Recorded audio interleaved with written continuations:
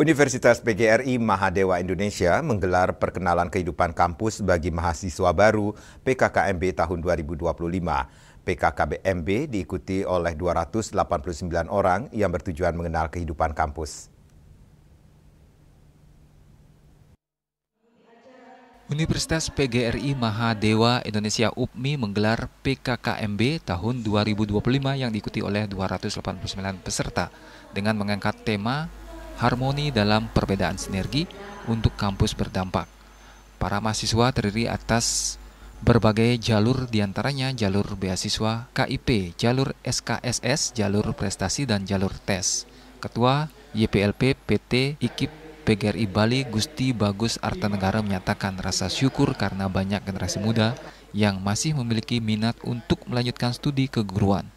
Terlebih adanya program pemerintah Satu Keluarga Satu Sarjana. Melalui PKKMB, mahasiswa baru diajak mengenal sejarah UPMI dan mengenali sistem pembelajaran di UPMI.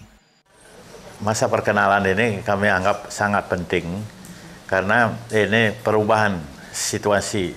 Ibaratnya manusia akan dia dari satu jenjang ke jenjang yang lain, itu kan ada proses upacaranya. Nah ini juga masa perkenalan ini semacam itulah. Jadi kita ingin memperkenalkan bahwa dunia pendidikan tinggi itu beda dengan dunia waktu mereka masih di SMA, di SMK.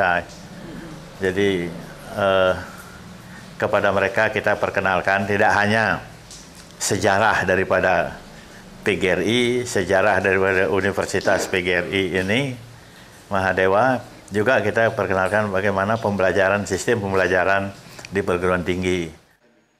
Rektor Universitas PGRI Mahadewa Profesor Made Suwarte menyatakan PKKMB bertujuan untuk mengenali lingkungan kampus secara mendalam. PKKMB menekankan kepada mahasiswa baru terkait kehidupan kampus dan belajar beradaptasi. Tentunya PKKMB tidak ada perpeloncoan. Tapi menekankan bagaimana mahasiswa baru itu dikenalkan dengan dunia kampus. Kemudian bagaimana mahasiswa itu belajar